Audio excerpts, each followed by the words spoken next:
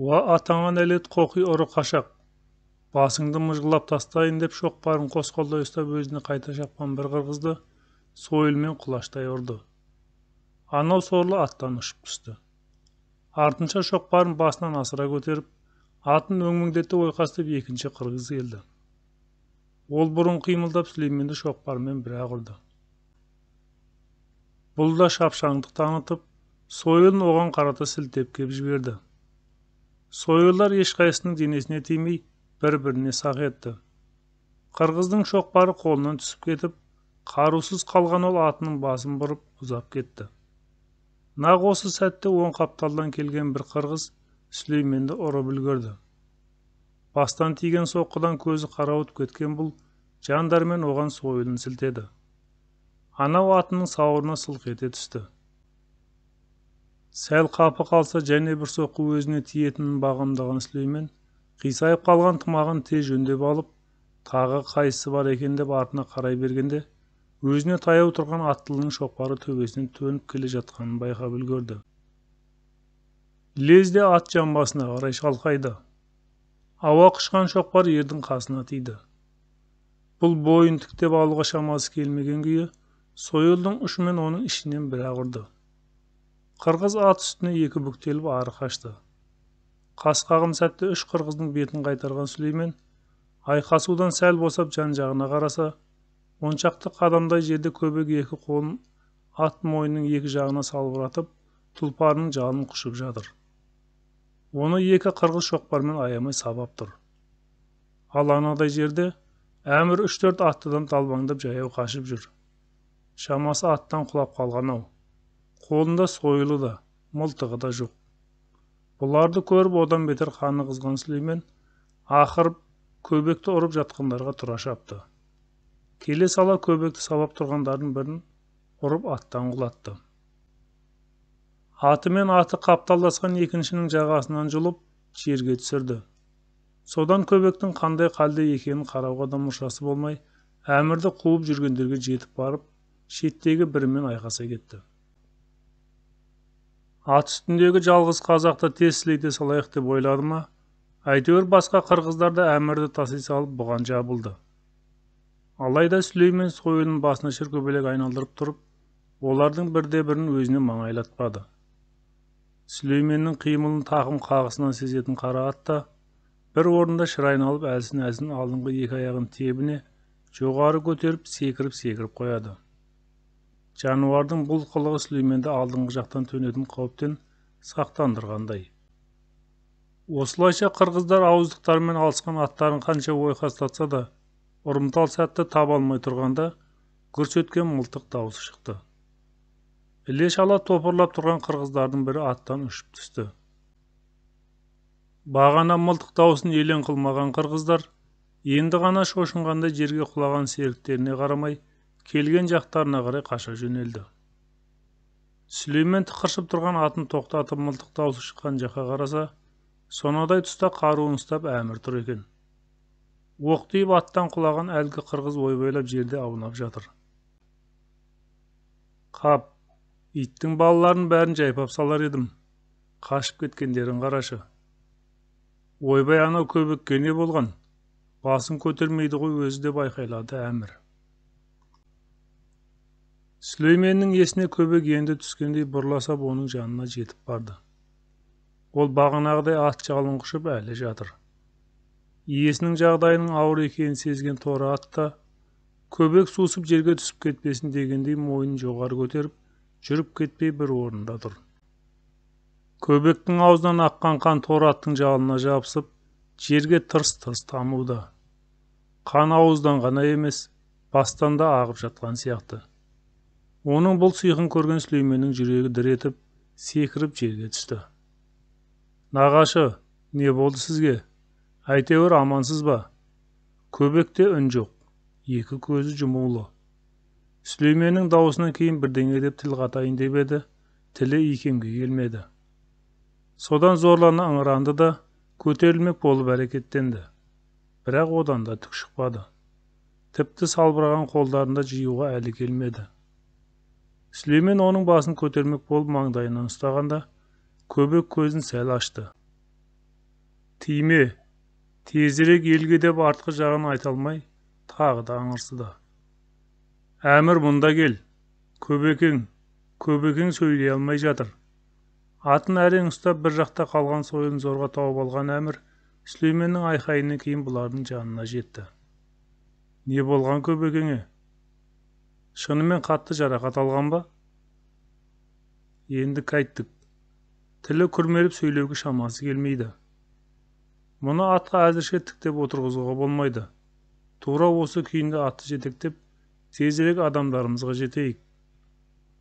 Жаңағы қашқан қырғыздар қастарына басқа серіктерін алып, тағы келіп қалуы мүмкін. Мін атыңа, уақыт өткізбей шатқалға кірейік. Сүлеймен Көбектің атын жетекке алды. Атына мінген кезде шүйде тұсы зырқ етіп қатты ауырды да, желкесінен жылымшы бірдеңе ағып өткендей болды. Бөркін шешіп ауырған жерін қолымен сипап көрсе, қан ағып тұр екен. Бағаналы бері байқамаған екен. Әлгіндегі ұрыста өзінің де басы жарылған екен. Алайда Көбектің жарақатына қарағанда, мұныкі түкті емес сияқты. Ұрған қырғыздың шоқпары әйтеуір дөп тимегеніне шүкір деп ойлады, бөркін басына қайта киіп жатып. Бағанағы құлаған жерінде оқ тиген қырғыз әлі бақырып, аунақшып жатыр. Оның бер жағында басының мылжа-мылжа шыққан біреуі сұлап жатыр. Сүлейменнің оған көзі түсіп кеткенде, тұла бойы дірілдеп, жүрегі зуылдады. Ойпырмай, сорлының басының парша-парша шыққан екен ғой деп тіксінді. Анау бақырып жатқанын тағы бір атып үнін өшіріп кетейін бе деді Әмір. Керегі жоқ, атпа оны. Әлі келсе еліне жетіп алсын. Әлі келмесе қайтесің атып. Бірақ бұл жазғандардың түк күнәсі жоқ. Қап, Құдай-ай, қайдан ғана бізді қуып келе қалды екен бұл бейбақтар. Әй, қайдағы бір қырғыздарға бола бауыр етің езіле бермесінші. Саған әлдері келмегенімен, мынау нағашыңды тастады ғой өлімші қылып. Сүлеймен өзінің ауыр ойларымен алысып кетті. Бұрындары ғой, қаншама барымтаға барсам да дәл мынадай қуғыншыларды, дәл жаңағыдай ұрысты көрмеуші едім. Жылқы айдағандағы жол қиындығы болмаса, кіммен сойыл сілтесіп көріппін. Көбек мұндай ұрыстарды бастан көп өткендерін жыр қылып айтушы еді. Енді ат үстінде жатсы мынау. Әй нағашы-ай, сен де талайды өмірден ажалынан бұрын кетіріп, талайды мүгедек етіп едің-ау. Бүгін зауал өзіңе келгені ме? Зәуімде аман қалсаң болар еді әйтеуір. Тұқымың құрығыр қырғыздар-ай. Әлдері келмейтін болған соң арттарын қысып, айқасқа түспей қойса қайтер еді. Мынау нағашым қалай таяқ жеп қалды өзі?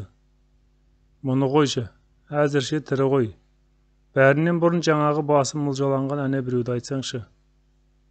Өлген адамның қандай болатынын бірінші рет көрген Сүлеймен, осылайша іштей беймаза ой кешіп қатты торықты. Бұлар шатқал маңына келгенде, тастандар жылқыларды қуысқа түгел кіргізіп болмаған екен.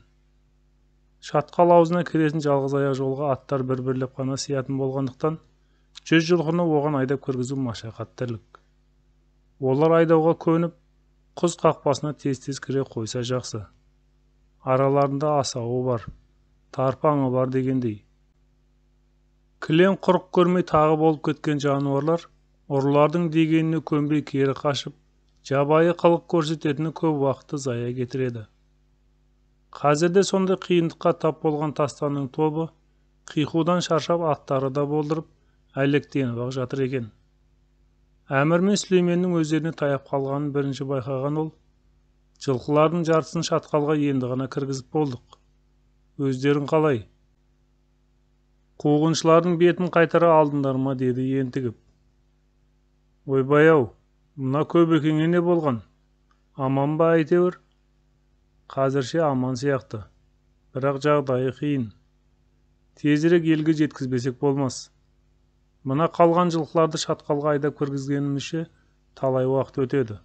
Сондықтан да бұларды қалдырып кетейік. 50 жылқы да бізге аз олжа емес деді Әмір. Жолда досың өлмесін деген. Қиын болып та қай жерінен жарақат алыпты деп сөзге араласты Әріпбай. Содан соң атынан түсіп көбекке жақындады. Көбеке ау көбеке. Көбек тілге келмей тағы ыңыранды. Қой, шынында тезірек кетпесек болмас. Бұл кісіні қалай алып жүреміз енді? Бас сүйегіне қатты зақым келіпті. Онда мұны қозғауға болмайды. Әріпбай, қазірше ат үстіне осылай жата берсін. Атын жетектеп жүреміз. Әмірдің сөзін басқалары құп көрмегендей орындарынан жылжи қоймады. Әй болсаңдаршы, әлгі бізден сытылып кеткен қырғыздар қосымша күш жинап, тағы кеп қалуы бек мүмкін. Не қыламыз деп уайымдап тұруға уақыт қане? Әмірдің сөзіне ешқайсысы қарсы уәж айтпай, үнсіз атқа қонды. Төртеуі шатқал аузында ерулі тұрған жылқыларды аралай өтіп, қуыс жолға кірді. Шатқал ішіндегі алаңқайға жеткенге дейін әлі жарты күн бар. Біреуіміз артта қалайық. Қырғыздар қуатындай болса төбеден тас томалатып, жолды бөгейтін болсын. Ал қане қайсымыз қаламыз, деді Әріпбай. Мен қалайын, деді Тастан. Сендер жылқыны айдап кете беріңдер. Көбектің атын Сүлеймен жетектеп алды. Жалғыз ғана ат сиятын құз жолының біресе төмен, біресе жоғары өрлеп кететін қияс өткелдері көп ақ. Бірақ та жылқы жануар басқа малдарға ұқсап мұндай жолдарда бір-біріне тізбектеліп тұрып қалмайды. Алдыңғысы жүрсе болды, артқылары соңынан өзара шұбырып кете береді. Кейде барымташының ниетіне жылқы жарықтың осындай көнбіс мінезі көп көмектесетіні бар. Сүлеймен мен серіктері үшін енді жылқылардан келер қауіп жоқ. Тек мынау көбектің жайы ғой, бәрін қинап келе жатқаны. Ұзақ жүрістен соң жылқылар да, олардың соңындағы адамдар да тау ішіндегі алаңқайға жетті. Ол жерде бұларды кендір күтіп тұр екен. Қоз түбінен шылжырап аққан бұлақ басында бұлар бәрі аттан түсті. Аз-маз уақыт дем алып алған соң, өзара тағы көбек жайлы сөз етісіп, оны аттан түсіріп алмақ болды. Сөйтіп төртеуі көбекке жақындап, оны ат үстінен еппен көтеріп ала бергенде, ойбай-ау, мына кісінің демі жоқ қой деп, Әріпбай шыңғырып жіберді. Кендір дереу көбектің басын көтерді.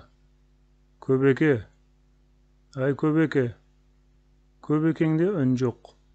Еш болмаса бағанағыдай ыңыранып, өзінде тірлік нышаны бар екенін де білдірмейді. Ешқайсысы байқамаптау. Жазған құз табанындағы жол үстінде үзіліп кетіпті. Жол басшыларынан айырылып қалса да, қатыгез жүректі ұрылардың ешбірі бауырмайлап ызаланбады. Қабақтары түксие бір-біріне көрсініп, біразға дейін жақ ашпады. Тек манағы күреңді жайлауындағы қырғыздың өліміне іші ашып, онсыз да жан дүниесі езілген Сүлеймен ғана көбек қазасына шыдай алмай өкіріп жіберді. Қасындағы серіктерінің ешқайсысы басу айтпады. Қайта алғашқында мізбақпай тұрған олар, Сүлейменнің еңкілдеп жылап жібергеннен кейін ғана көздеріне жас алып қазаға қайырғандай сыңай танытты. Қойыңдар енді. Бұлай жылап тұра бергеннен табар пайдамыз қайсы? Одан да көбекеңді елге жеткізудің қамын қылайық, деді ішіндегі жасы үлкен Әріпбай. Алдымен бұл кісіні аттан түсіріп, бас көзінің қанын жуып тазартайық. Көбекті аттан түсірді. Құз түбіндегі бұлақтың суына оның қан болған басы көзін жуып, шапанына орап атқа өңгеріп қайта артты. Енді сендер, Сүлеймен, әмір екеуің бұл кісіні алып елге жеткізіңдер. Ал қалғанымыз жылқыларды айдап барамыз, деді Әріпбай. 2 күннен кейін бұлар көбектің өлігін Досалының ауылына жеткізді. Бар сырға қаныққан би шекесін қысып, ұзақ уақыт үнсіз отырып қалды. Бір жақтан жұт, бір жақтан азаматтың өлігі қинады-ау бізді. Амал не? Көбектің өлігі біз үшін орны толмас өкініш болса да, тірі адам тіршілігін жасайды. Жеткізейік мұны еліне. Сен, Сүлеймен, бізден бұрын жет қоңыр бөріктіге. Көбектің өлігін хабарла туған туыстарына. Қаратау мен Қазығұрт, Шу мен Сыр арасындағы сайын дала төсіндегі жұртты сансыратып жіберген алапат жұт. Жылан тақырдың өткеніне биыл 3-ші жыл. Бұл 1921 жыл еді. Қыбырлаған тіршілік атаулыға қырын қараған тәңір, соңғы 3 жылда қыста бұрқасын қарын, көктемнен нөсерін аямай төгіп, қара жер қайта түлеп ақ кетті. Қонысын қайта тапқан ауғынды ел мен тойынған қара халық, өткен жұтты құдіреті шексіз аланың сәл қабақ шытқан пейіліне балап, одан аман қалғандарына тәубе келтірісіп, өліге иман, тіріге салауат дескен. Көбек өлгелі бері Сүлеймен Досалы ауылынан ұзап шыққан жоқты. Би мұны бұдан кейін ешқайда жұмсамады. Қырғыздардан айдап келген баяғы 57 жылқының ішінен Досалы ту семіз 15 бие мен 3 айғырды бөлек алып қалғандарын ашыққан жұртқа таратып бергенді. Қазір сол 15 биеден 40 шақты тай құнан бар. Сүлейменнің басты жұмысы сол жылқыларды күзету. Қасында Кендір мен Әріпбай бар. Бұлар Зауза ауып Саратан туа, Сайрамсу бойындағы ауыл маңынан жылқыларды Кереге тас етегіндегі жайлауға айдап келген. Содан бері бір жеті өтті. Кеше кешкісін би ауылынан шабарман келді. Сүлеймен, деді ол келген бойда. Саған би ертең түске дейін ауылға жетсін деп сәлем айтты. Бидің сені не себепті шақырып жатқанын білем.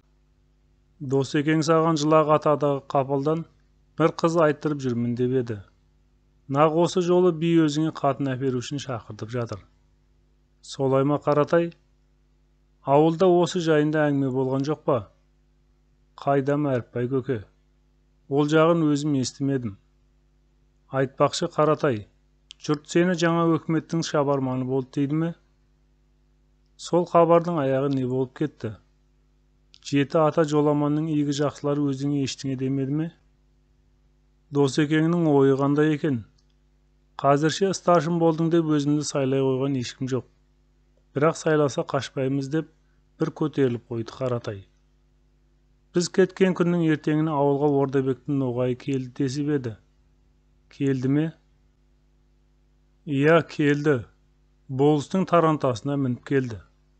Өзі әйдік байбатша болыпты. Үсті басының бәріне қып-қызыл киім киген. Қасында естеместің мәулені бар. Екеуінің де киімдері оттай қызылау, оттай қызыл. Белдерінде қылыш, қастарында мылтық асынған 5-6 нөкерлері бар. Бәрі бидің үйіне бір қонды да ертесіне аттанып кетті. Мен білсем, ноғай биден Сүлеймен жайын сұрайды-ау деймін. Екеуінің осы туралы әңгімелесіп отырғандарын құлағым шалып қалды. Бұл жолы би Сүлейменге қатын әперу үшін емес, сол ноғайдың аманатымен шақырттау сірә.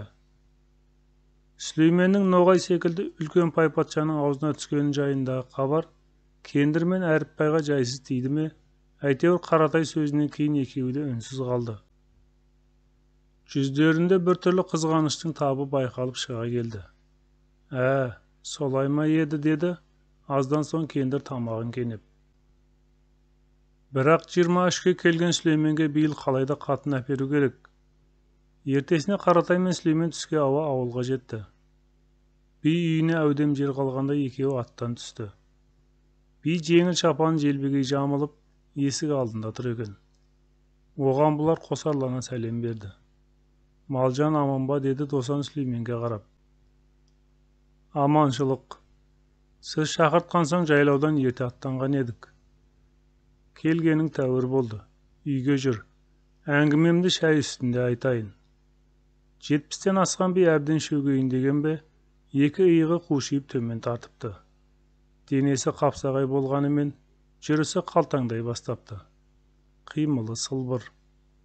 Бойы бұрын Сүлейменнің иығынан келетін сияқты еді. Тап қазір басы мұның кеудесіне әрең жетіп тұр. Бірақ көкшілдеу келген зәрлі көздерінің оты әлі басылмаған.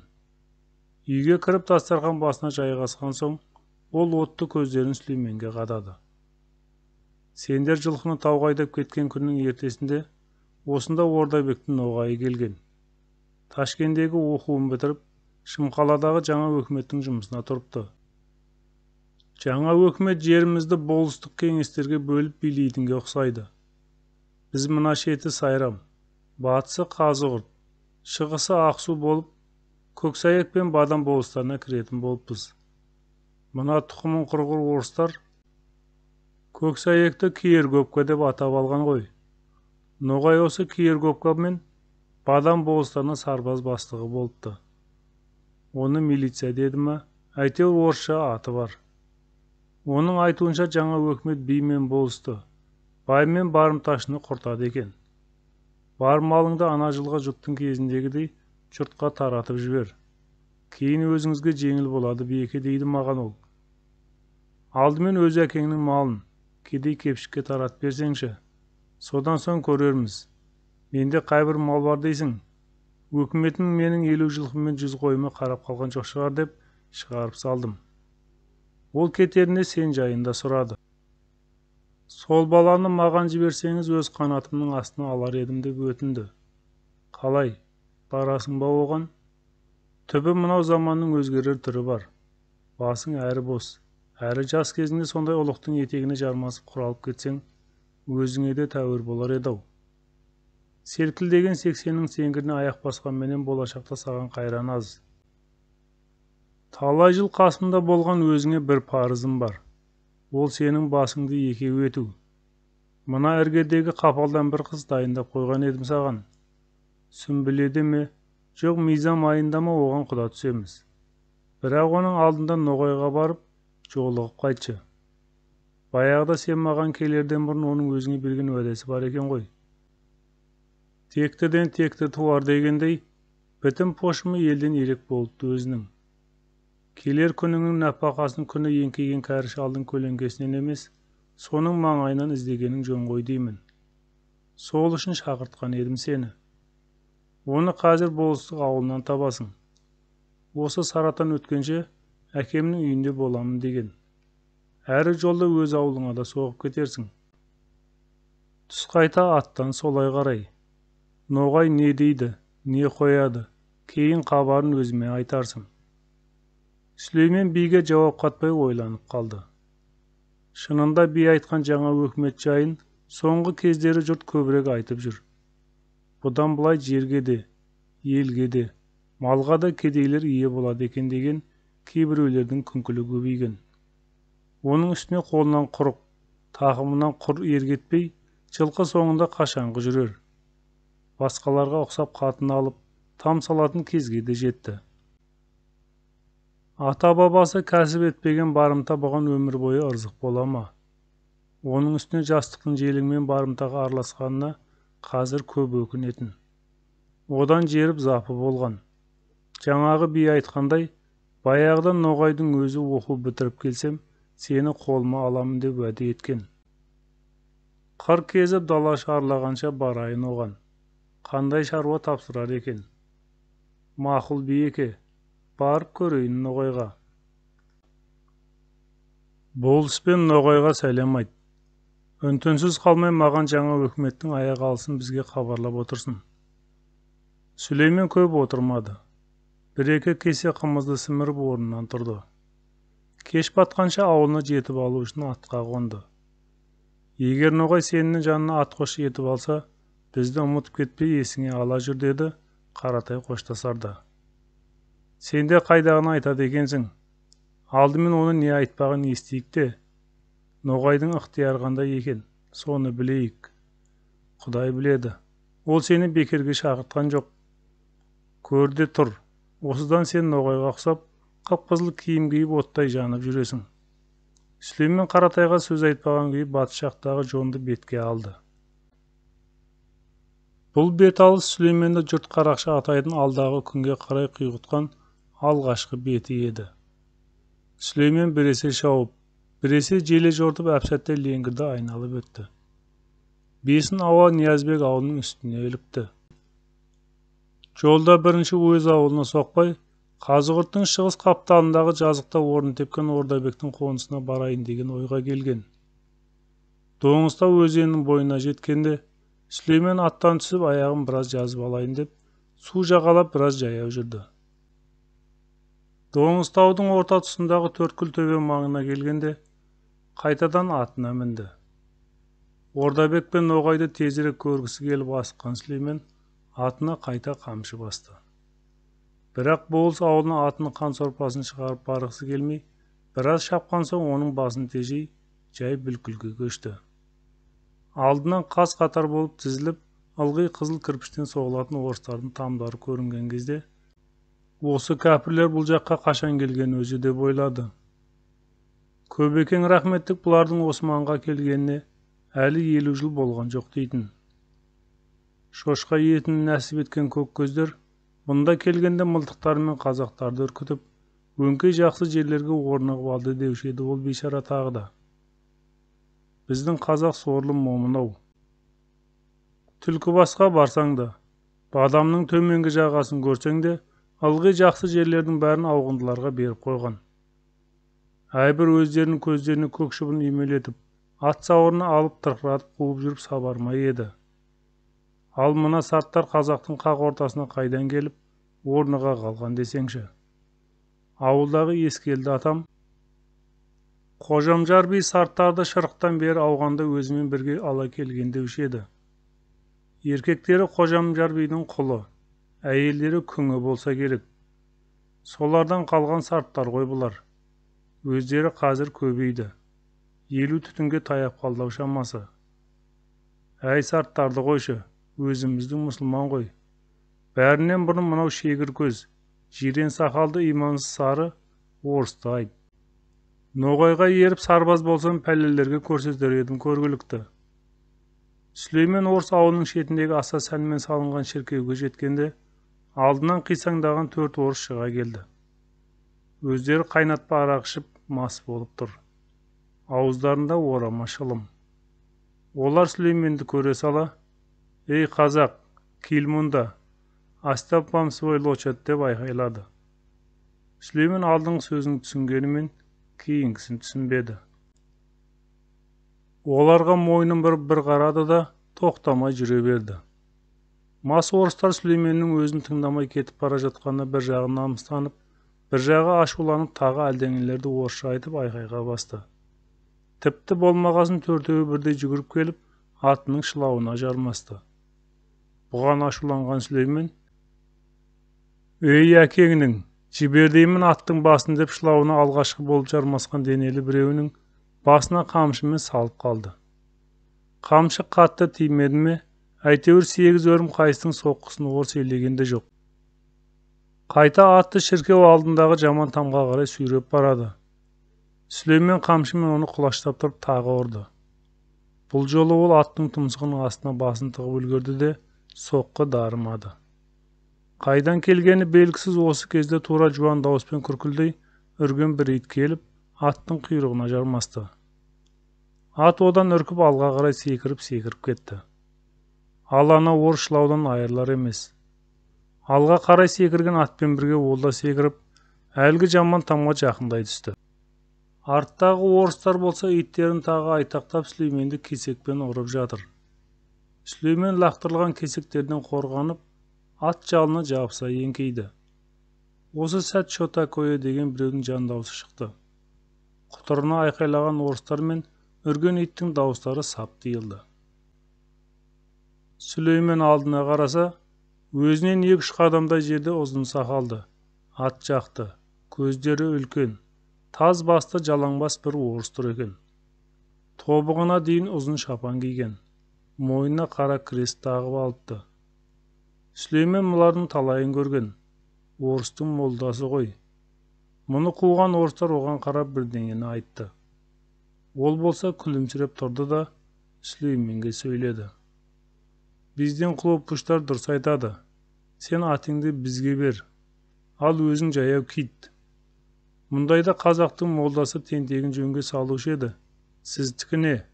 Ой бакырма, айтқанымды істе деді поп, енді түсін суытып. Сүлейменнің өздерінің айтқанына көне қоймайтын білген олар, енді бәрі жабыл мұны аттан аударып тастамаққа әрекеттенді. Манағы шылауға жармасқан дәу орыс қолдарын ербеңдеткен күйде жақындай бергенде, үзеңгіден аяғын шығарып, оның кеудесінен бір тепті.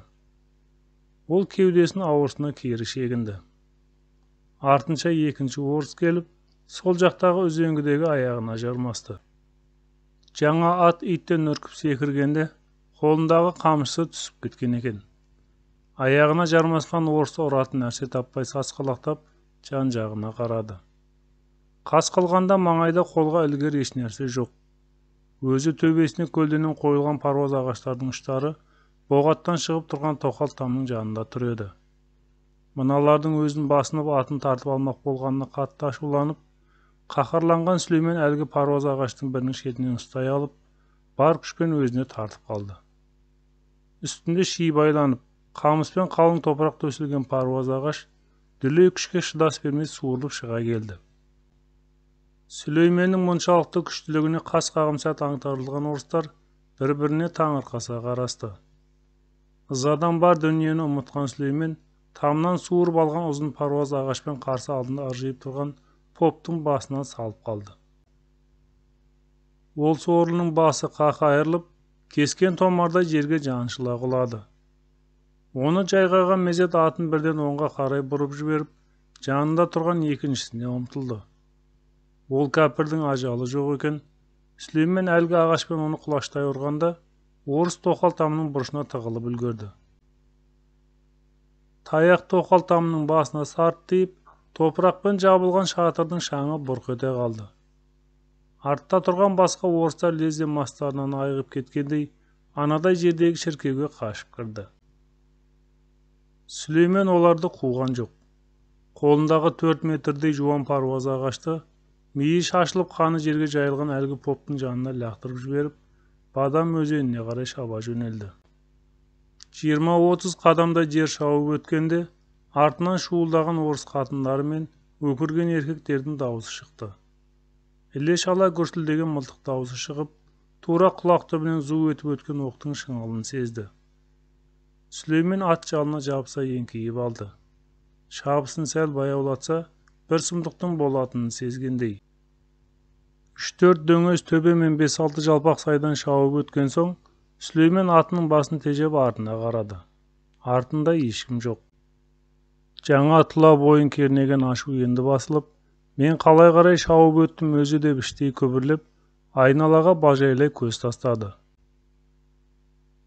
Қарсы алдында иректас жоны созылып жатыр. Япыр-ау, болыс ауылынан тым қияс кетіп қалыппын-ау деді сыбырлап. Содан соң жаңағы оқиға есіне түсіп, әбіржіп біраз тұрды. Ноғайға барсам орысты өлтіргенім үшін ренжіп жүрсе қайтем. Анау-мынауыңды емес, білдей попты өлтіріп тұрмын. Мұның аяғы жанжалсыз бітпес. Орыстар Ордабек пен Ноғайға келіп құн сұрап жүрсе не еттім. Ордабек болыс, ей бала, сені тәп-тәуір жігіт екен десем, қолың қанға малынып кетіпті-ау. Қаншер болмасаң ниетті деп жүрсе, Ноғайда өзіме қырын қарап жүрер. Ауылыма баруға тағы болмайды. Орыстар менің кім екенімді біліп алса, иә, білмей қалмаса анық. Ауылыма келіп туыстарыма тыныштық бермей жүрер. Одан да ешкімге салмағымды салмай, пәлемді жуытпай кетейін алысқа. Сонда қайда барамын? Қайтадан Досалы биге барсам бекен? Иә, бар пәледен құтқарса сол кісі құтқарады. Әй, бірақ қойшы. Жылқы соңында салпақтап жүруден ақ жалықтым. Ер азығы мен бөр азығы жолда деуші еді көбең нағашым. Ең жақсысы мынау елдің арғы жағындағы Сіргелідегі Топыш пен Қасқабай тамырыма барып біраз паналайын. Ол жақта тағы Әлімбай мен Керімбай байбатшалар да бар. Сол кісілерге барайын. Арғы жағын көре жатармыз деп ойлады Сүлеймен, атының басын Қазығұрт асуына қарай бұрып.